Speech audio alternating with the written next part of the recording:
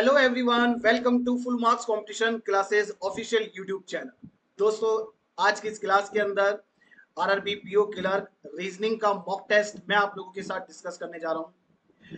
जैसा कि एग्जाम नजदीक आने वाले हैं, तो मुझे लगा कि हमें एक मॉक टेस्ट की सीरीज भी पर डे सॉल्व करनी चाहिए।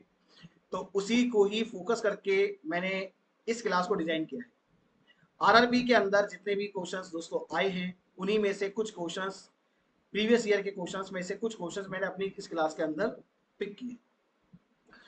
दोस्तों, सबसे पहले मैं आपके सामने क्वेश्चन को रखूंगा, आपको अपने अकॉर्डिंग टाइमर के साथ उस क्वेश्चन को सॉल्व करना है, फिर उसका सोल्यूशन मैं आपको करके दूंगा।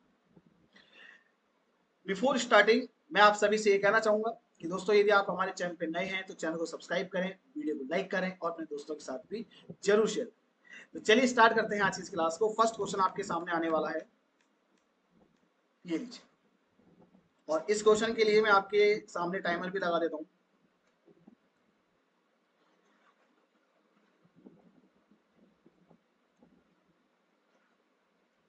यस, टाइमर स्टार्ट है दोस्तों। अब इसका सोल्यूशन आप दीजिए।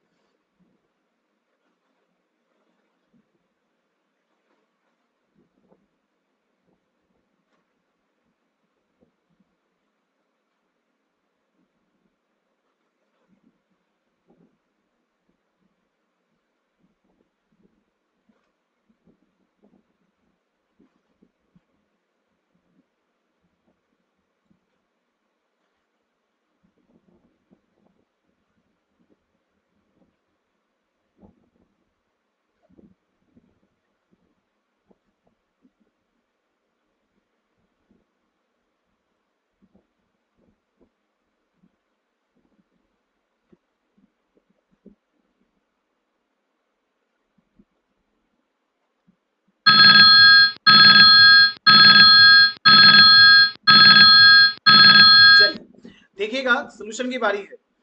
अब यहाँ पे क्लाउड को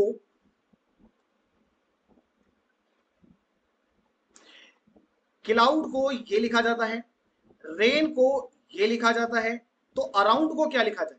अब सीधा सीधा सिंपल सा क्वेश्चन है, इसमें ज्यादा कुछ मैथ तो है नहीं, सिंपल सा क्वेश्चन है। सी यहाँ पे फर्स्ट प्लेस पे है, तो फर्स्ट प्लेस पर यहाँ पे 5 है, तो सी की कोडिंग हो गई 5। अब एल यहाँ पे सेकंड प्लेस पे है और सेकंड प्लेस पे 9 है, तो एल की कोडिंग 9। ओ यहाँ पे है और 4 यहाँ पे है थर्ड प्लेस पे, ओ थर्ड प्लेस पे था, तो इस अकॉर्डिंग ओ की कोडिंग है कितनी? 4। तो यहाँ पे डायरेक्ट कोडिंग का क्वेश्चन था, क्योंकि क्लाउड और रेन के अंदर कुछ भी कॉमन नहीं था। दैट इज वाई हम ये कह रहे हैं कि यहाँ पे डायरेक्ट करना है, यानी फर्स्ट की कोडिंग फर्स्ट के साथ, सेकंड की कोडिंग सेकंड के साथ। अब हमें अराउंड का कोड चाहिए, तो देखिएगा, अराउंड का कोड निकालने के लिए सबसे पहले ए की यदि हम बात करें, तो दोस्तों ए यहाँ पे देखो, ए इस वाले में है, रेन के अंदर है। रेन में ए है ना, सेकंड प्लेस पे है, और सेकंड प्लेस पे यहाँ पे कोड कौन सा है? 6। तो ए के लिए हमारे पास हो जाएगा 6। आर की बात करते हैं तो आर के लिए कोड हो जाएगा 1। आर के लिए कोड हो जाएगा 1। ठीक है। अब सुनिएगा, ओ की यदि बात करें तो ओ का कोड देखिए, क्लाउड में ओ तीसरे नंबर पे है और तीसरे नंबर पे कोड आता है 4, तो यहाँ पे इसका कोड हो गया 4।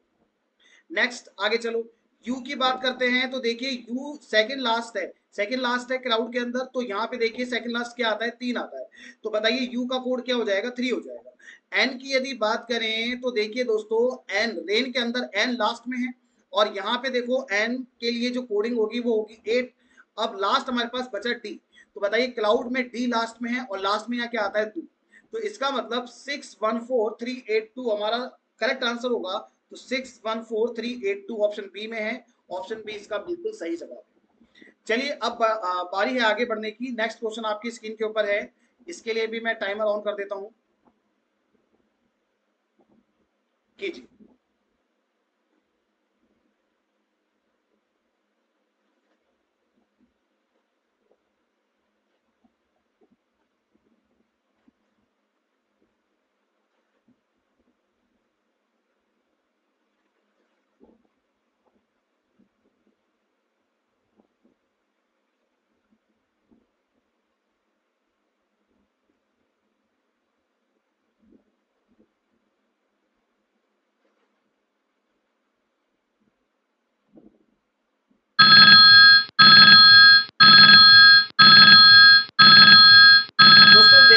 क्वेश्चन कुछ टफ नहीं था, बहुत इजी क्वेश्चन था।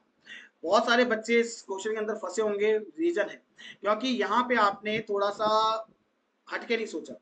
बहुत सारे बच्चे क्या करने लगे होंगे, पेजेस में जो इनके अल्फाबेट की प्लेस वैल्यूज होती है उनको नोट करने लगे होंगे, फिर उसमें कुछ सोचने लग गए होंगे और यही गलती कर बैठे। यदि आप इस तरीके से कर रहे हैं तो यही गलती हो जाएगी। आप सबसे पहले तो ये देखो कि पेजेस एंड टच के अंदर, इसका मैं आपको कॉन्सेप्ट बता देता हूँ क्वेश्चन का क्या है। पेजेस और टच के अंदर ऐसा कौन सा लेटर है जो कॉमन है, पेजेस और टच के अंदर ऐसा कौन सा लेटर है जो कॉमन है। तो पेजेस एंड टच के अंदर एक भी लेटर कॉमन नहीं है। तो इसका सिंपल सा कॉन्सेप्ट है कि पेजेस एंड टच की कोडिंग में भी एक भी कोड कॉमन नहीं होना चाहिए, क्योंकि पेजेस और टच में एक भी लेटर कॉमन नहीं है तो एक भी कोड यहाँ पे कॉमन नहीं होना चाहिए। तो देखिएगा, जैसे यहाँ पे हम बात करें 09856, तो दोस्तों आप देखिए कि पेजेस के अंदर 5 आ रहा है, जबकि टच के अंदर 5 का यूज नहीं किया जा सकता, तो ये ऑप्शन गलत है। अब हम देखते हैं ऑप्शन सी में भी, देखिए 5 का यूज किया गया, ऑप्शन सी भी गलत है। ऑप्शन डी में भी 5 का यूज किया गया, ये भी गलत है। अब बचे option B and option E. Option, अब यहाँ यदि हम ऑप्शन ई को देखें 09371, तो आप देखिए 1 का यहाँ पे इस्तेमाल हुआ है और 1 यहाँ पे इस्तेमाल हो रहा है, तो 1 की तो हमें जरूरत नहीं थी क्योंकि कॉमन तो देखना ही नहीं है, हमें तो यूनिक देखना है। अब मुझे एक बात बताइए, ऑप्शन बी में 09864, अब यहाँ पे 09864 में से कोई भी ऐसा डिजिट है जो यूज किया गया है? नहीं किया। इसका मतलब ऑप्शन बी इस क्वेश्चन का बिल्कुल सही आंसर है। उम्मीद करता हूं दोस्तों क्वेश्चन आपको पसंद आया होगा और अच्छा भी लगा होगा। चलिए अब बढ़ते हैं अगले सवाल की तरफ, और ये आपके पास एक पजल का क्वेश्चन है, ज्यादा हार्ड नहीं है, बहुत इजी क्वेश्चन है। तो मैं इस क्वेश्चन के लिए सबसे पहले तो अपने वीडियो को हटा लेता हूं क्योंकि हिंदी मीडियम के बच्चों को दिक्कत आ रही है। ये लीजिए, सबसे पहले तो मैंने अपना वीडियो हटा लिया है और अब मैं इसके लिए टाइमर सेट करूँ। 1.5 मिनट का टाइम है दोस्तों, ध्यान रखिएगा।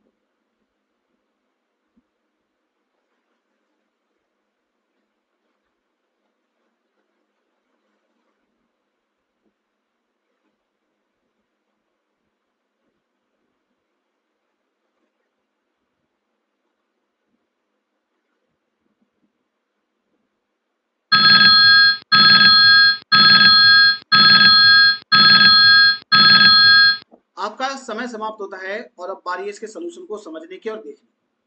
तो सबसे पहले काम तो ये करते हैं कि स्क्रीन को छोटा करते हैं।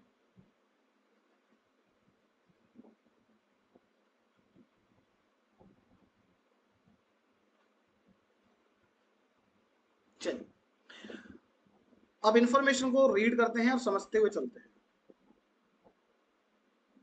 देखिएगा, 8 persons ABCDEFGH live on different floors of an 8 story building। 8 लोग हैं और 8 ही मंजिलें हैं। यहाँ इस लाइन से दो बातें पता लग गई कि पर्सन भी 8 हैं और मंजिलें जो फ्लोर्स हैं वो भी 8 ही है। तो चलो फिर एक फॉर्मेट तैयार कर लेते हैं, यहाँ पे 8 फ्लोर्स का एक फॉर्मेट बनाते हैं।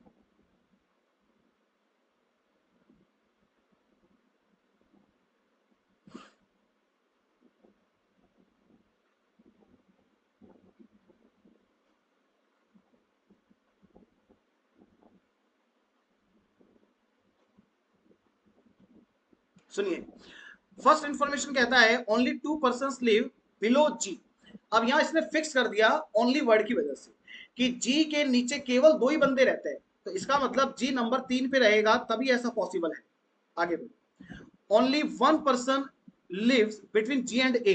तो सिंपल सा मीनिंग है कि ए आपका फ्लोर नंबर 1 एंड ए आपका फ्लोर नंबर 5 दोनों में से किसी जगह पर आ सकता है। तो फिर एक काम करते हैं कि यहां रख देते हैं फ्लोर नंबर 1 पे और इसी के पैरेलल में एक और कंडीशन इसकी ड्रॉ कर देते हैं।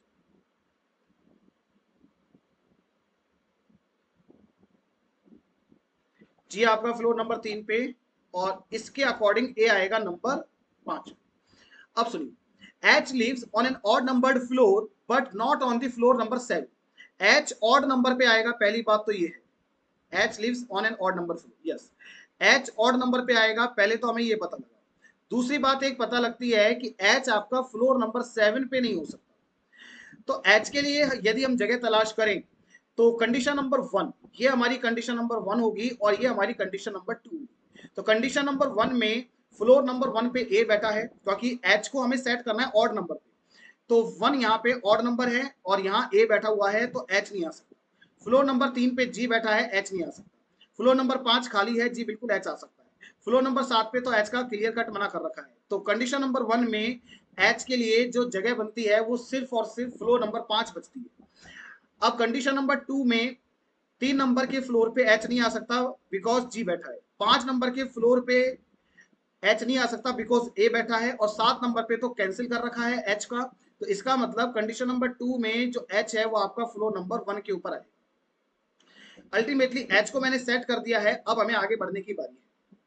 Only 2 people live between H and B. H और बी के बीच में ओनली 2 पर्सन है, तो कंडीशन नंबर 2 में देखेगा एच सबसे नीचे है तो 2 पर्सन का गैप लगा के बी आ जाएगा। यहाँ पे एच और बी के बीच में 2 बंदे बैठे हुए हैं, लेकिन कंडीशन नंबर 1 के अंदर दोस्तों दिक्कत है कि बी आपका यदि 2 बंदों का गैप लगाते हैं तो बी फ्लोर नंबर 2 पे पॉसिबल है, और 2 बंदों का गैप लगाते हैं तो बी आपका टॉप मोस्ट फ्लोर पे फ्लोर नंबर 8 पर भी आ सकता है। आगे थोड़ा सा देखना, यहाँ लिख लो एच और बी के बीच में 2 बंदे हैं और आगे चलो। नेक्स्ट है हमारे पास B does not remain on the in the top most floor. जो बी है ना वो टॉप मोस्ट फ्लोर पे नहीं है। तो अब ये क्लियर हो गया कि एच और बी के बीच में जो 2 बंदे हैं इस अकॉर्डिंग बी ऊपर तो जाएगा ही नहीं, टॉप पे तो जाएगा ही नहीं, तो बी को नंबर 2 पे सेट किया जा सकता है। अब आ जाइए नेक्स्ट पे, A does not live on the lowest floor. A है ना सबसे नीचे वाले फ्लोर पे नहीं है। तो कंडीशन नंबर 1 के अंदर प्रॉब्लम ये है कि कंडीशन नंबर 1 में ए आपका नीचे वाले फ्लोर पर ही आता है, तो कंडीशन नंबर 1 हो गई गलत और कंडीशन नंबर 2 हो गई आपकी एकदम सही। अब सुनिएगा आगे की बात को, आगे क्या कह रहा है। डी लिव्स इमीडिएटली बिलो सी। डी है ना सी के जस्ट नीचे है, सी के जस्ट नीचे कौन है, डी है। तो जस्ट नीचे वाली इंफॉर्मेशन को लिखने का जो तरीका होता है उसमें मैं इस वाले एरो का यूज करता हूं। आगे बढ़िएगा। Neither C nor E live on the floor number 6। C और ई आपके फ्लोर नंबर 6 पे नहीं होंगे, इसका मतलब सी और ई यहां नहीं बैठ सकते। आगे देखो आगे क्या कहता है, एफ लिव्स इमीडिएटली अबव ए। एफ है ना ए के जस्ट ऊपर है। दोस्तों ए आपका फ्लोर नंबर 5 पे है तो इसके जस्ट ऊपर आएगा कौन, एफ। अब मेरी बात को सुनो, सी के जस्ट नीचे कौन है, डी है। तो सी के जस्ट नीचे डी है, तो बताइए सी को हम नंबर 1 पे रखेंगे और डी को नंबर 2 पे रखेंगे तभी ऐसा पॉसिबल हो पाएगा। अब जो रिमेनिंग पर्सन आपका ई है वो आ जाएगा फ्लोर नंबर 2 के ऊपर और इस प्रकार से पजल मेरी होती है कब। उम्मीद करता हूं दोस्तों क्वेश्चन भी अच्छा लगा होगा और पढ़ाने का तरीका भी समझ में आया होगा। और यदि आपको वाकई में कुछ अच्छा लग रहा है, आपको समझ में आया है, तो दोस्तों चैनल को सब्सक्राइब करें, वीडियो को लाइक जरूर कीजिए। बढ़ते हैं आगे की तरफ, नेक्स्ट को देखते हैं। अब हमारे पास क्वेश्चन है, how many people live between A and D. A और डी के बीच में कितने बंदे हैं, तो ए और डी के बीच में आप देख सकते हैं ओनली 1, केवल एक ही बंदा रहता है, option E is correct. Next question, G के नीचे कौन रहता है, ठीक नीचे कौन रहता है, जी के जस्ट नीचे देखो ई रहता है, तो ई का मतलब ऑप्शन बी इज करेक्ट। अगला सवाल, अब आपसे कहता है on which of these floors does D live. D किस फ्लोर पे रहता है, तो दोस्तों डी रहता है आपके फ्लोर नंबर 7 पे। तो फ्लोर नंबर 7 पे रहता है D, option E is correct. अब आपसे कहता है कि according to the given arrangement which of the following is true with respect to F. F के रेस्पेक्ट में कौन सा सही है ये हमें देखना है। फर्स्ट कहता है कि एफ और बी के बीच में 3 बंदे हैं। एफ और बी के बीच में क्या 3 बंदे हैं, देखते हैं। नहीं जी दोस्तों, एफ और बी के बीच में तो एक ही बंदा है, तो फर्स्ट वाली जो हमारा ऑप्शन है ये हो गया गलत। सेकंड वाले को देखो, एफ के ऊपर केवल 3 व्यक्ति रहते हैं, देखिएगा एफ के ऊपर 3 रहते हैं क्या? एफ के ऊपर ओनली 2 रहते हैं, तो ये ऑप्शन भी आपका हो गया गलत। एफ और डी के बीच में केवल एक व्यक्ति है, एफ और डी के बीच में एक व्यक्ति है क्या दोस्तों? एफ और डी के बीच में एक भी व्यक्ति नहीं है, तो ये ऑप्शन भी हो गया आपका गलत।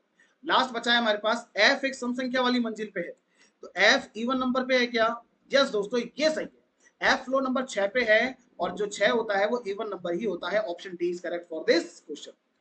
नेक्स्ट क्वेश्चन की तरफ चलना होगा। नेक्स्ट आपसे कहता है कि फ्लोर नंबर 5 पे कौन रहता है? फ्लोर नंबर 5 के ऊपर रहता है दोस्तों ए। फ्लोर नंबर 5 के ऊपर कौन रहता है? ए रहता है। It means option D is correct for this question. अब आप देख सकते हैं यहाँ पे सोल्यूशन भी मैंने आपको दिखा दिया है। चलिए अब चलते हैं अगले सवाल की तरफ।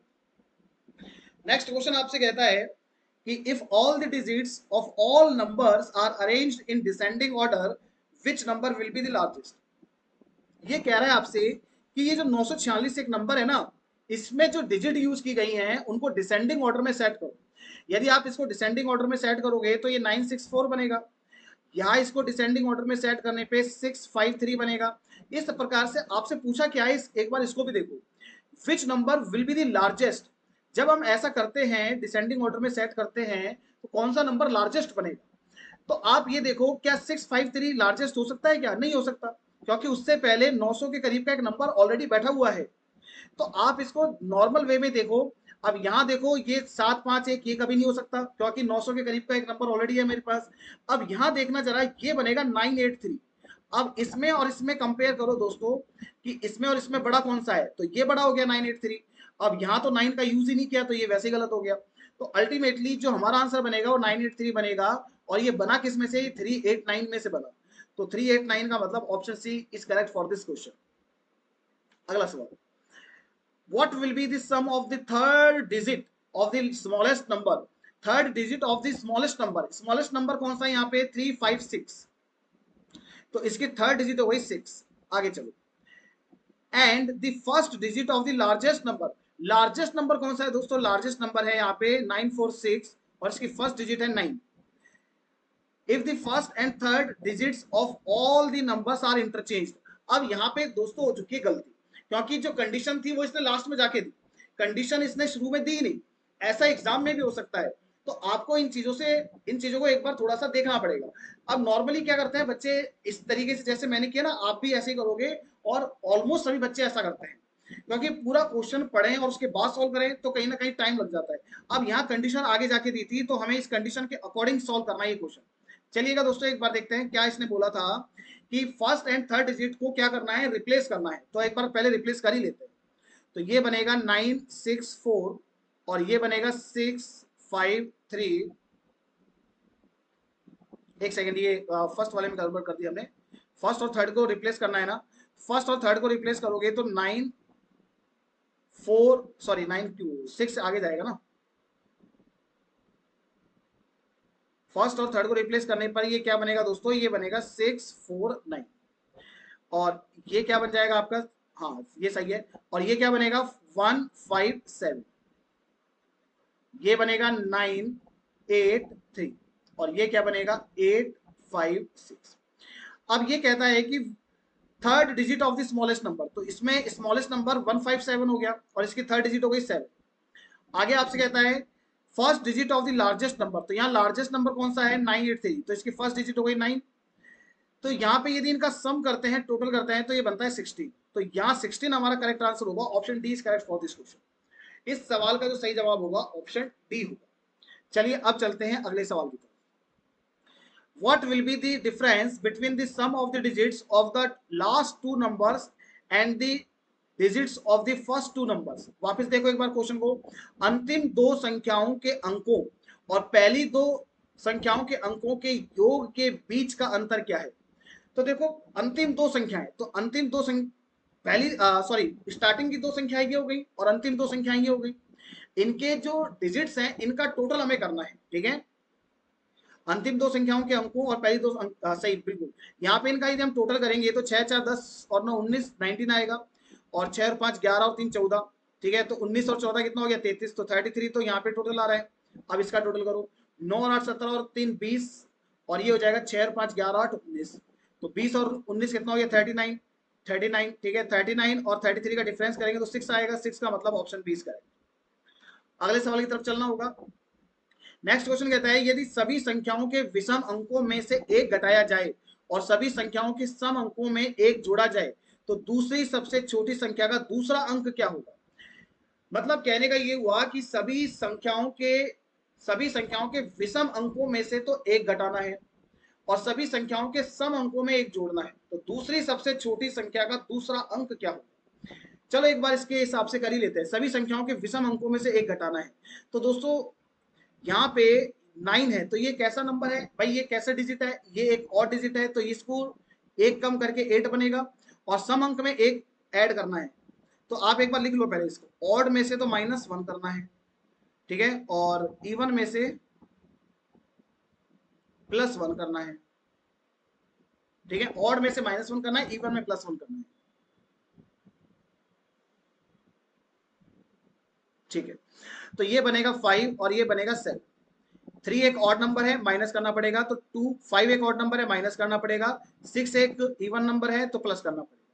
इसमें भी सेम चीज करनी पड़ेगी, ऑड नंबर ये तीनों ही ऑड है तो माइनस करते चलो 6 और ये हो जाएगा 4 और ये हो जाएगा 0, और ये भी ऑड, ये 3 एक ऑड नंबर है तो ये होगा 2, 8 इवन नंबर है तो प्लस करना पड़ेगा, 9 एक ऑड नंबर है तो माइनस करना पड़ेगा, 6 आपका एक odd number sorry even number है तो प्लस करना पड़ेगा, 5 एक आपका कैसा नंबर है, ऑड नंबर है तो माइनस करना पड़ेगा, और 8 आपका कैसा नंबर है, इवन नंबर है तो प्लस करना पड़ेगा। अब ये कहता है तो दूसरी सबसे छोटी संख्या का दूसरा अंक, तो पहली सबसे छोटी संख्या तो हो गई 247 और दूसरी सबसे छोटी संख्या हो गई 298 और इसका दूसरा अंक क्या बनेगा, 9 बनेगा। Option C is correct. Question बहुत अच्छा था, क्वेश्चन बहुत अच्छा था, क्योंकि यहाँ पे थोड़ा हमें फोकस के साथ इस क्वेश्चन को करना था। यदि फोकस हमारा गड़बड़ा गया तो क्वेश्चन भी गलत होने के चांसेस थे। अब आते हैं अगले सवाल की तरफ। आगे आपसे कहता है what number is the largest the first and third digit total. कुछ गड़बड़ है, इंग्लिश के अंदर कुछ गड़बड़ है, हिंदी में पढ़ो क्वेश्चन को। यदि सभी संख्याओं के विषम अंकों में से एक घटाया जाए और सभी संख्याओं में एक जोड़ा जाए तो दूसरी सबसे छोटी संख्या का दूसरा।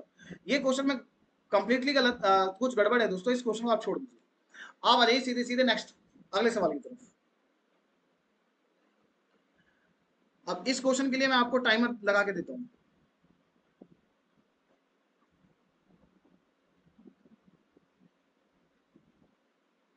कीजिए।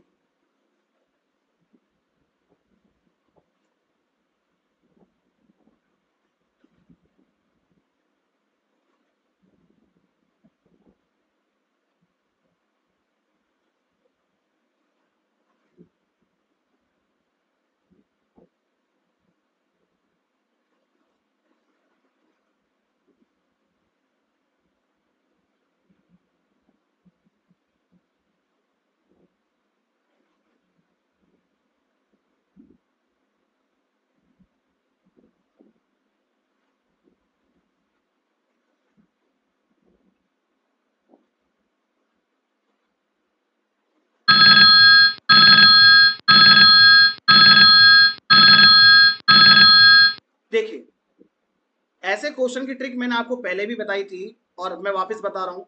क्वेश्चन ने बोला है कि ये वर्ड है, इस वर्ड में पहले और छठे अक्षरों के स्थान बदल दें, दूसरे और सातवें अक्षरों के स्थान भी बदल दें।